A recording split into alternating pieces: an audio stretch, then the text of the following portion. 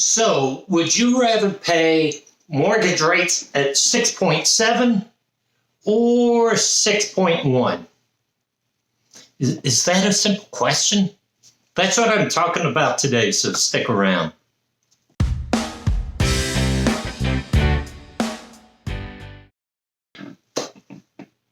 Hi, welcome back. My name's Joe Brown. I'm a real estate agent with Century 21, Elizabeth Beggins, located in South Tampa. Thank you so much for being here with me. So last week I did market update, and I shared the statistics, the data for South Tampa for the month of April. And towards the end, I talked a little bit about mortgage rates and how much it really impacts your monthly payment. And I said, it's the issue is if interest rates come down, home prices are going to accelerate. So is there a happy median? And I said, just on an offhand, maybe I should do a video on that. Well, you know what? This is the video. That's what I'm talking about. So I have some different charts I want to share with you, right? So let me put this first one up here.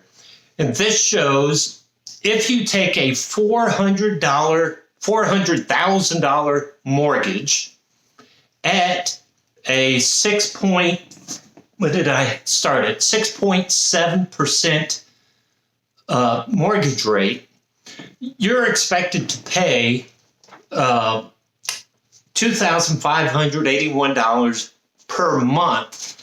Now, that is only principal and interest. On top of that, you still have to pay property taxes and insurance.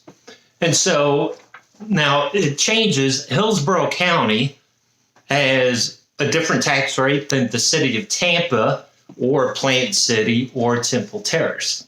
So, but let's say for city of Tampa and Hillsborough County, you're looking between $470 to $500 per month just for property taxes. And that's on top of the principal and interest. You still have to add homeowners insurance. If you live in a community, you have to add HOA fees. So this is only principal and interest I'm talking about. Okay, so a $400,000 mortgage at 6.7%, you're at $2,581 per month. Well, let's say, so this is how I figured this. Let me explain my thinking. So this past year,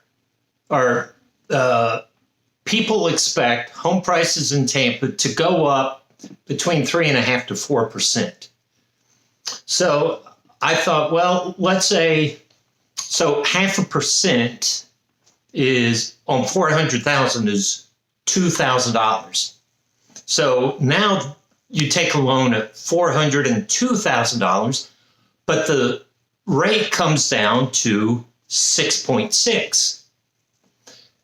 Right? So let me throw this other chart, and it shows a few different variables. So if the loan value is $402,000, $405,000, $407,000, but each time the mortgage rate drops 0.1%.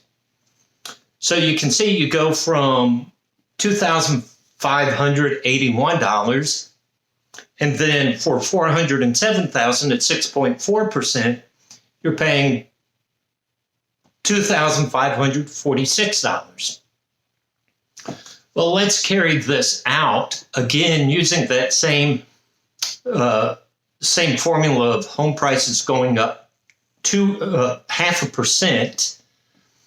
And so now you're at 400, but ultimately you get to 415,000, but interest rates at 6.1%.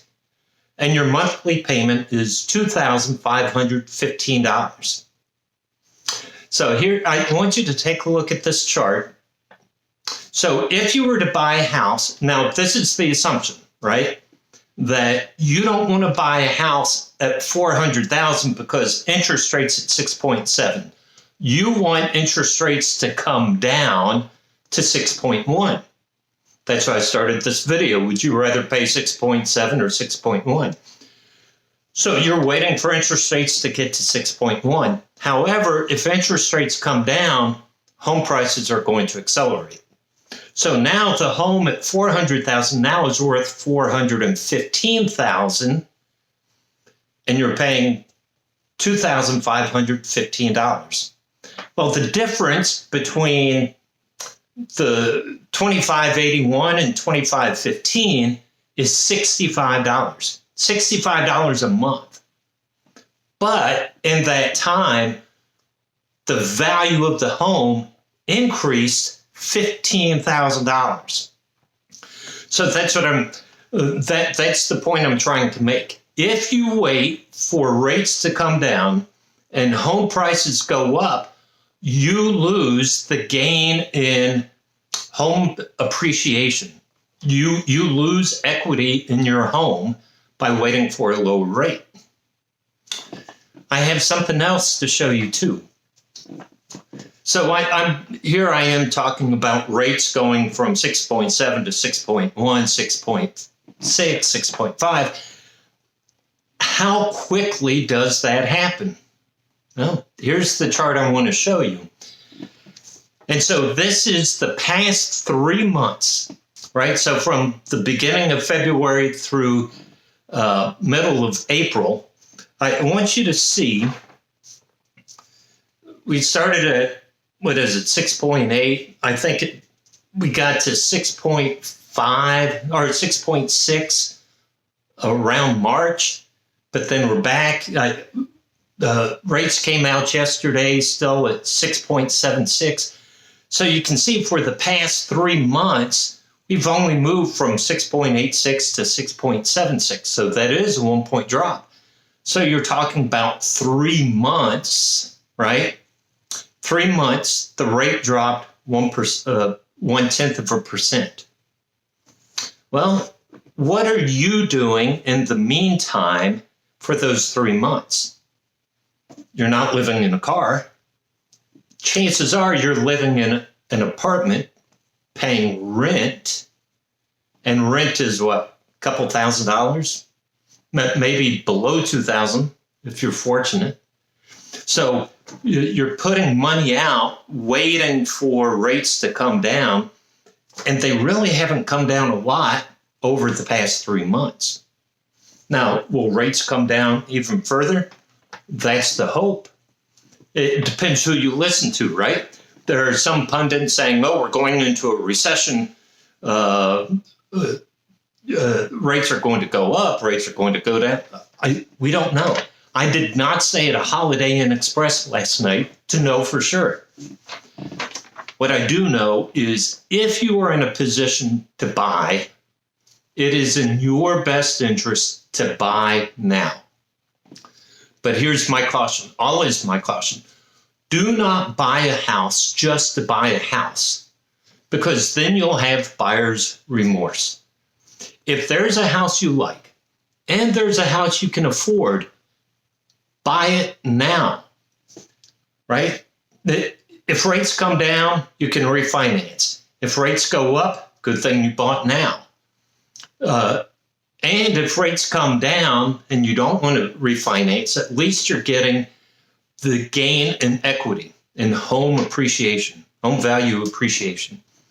So I know this is quick. I know it's heavy with numbers. When I was a school principal, my teachers used to dread when I would have data talks because I am a numbers guy. I understand numbers. I like numbers. I was a math teacher. So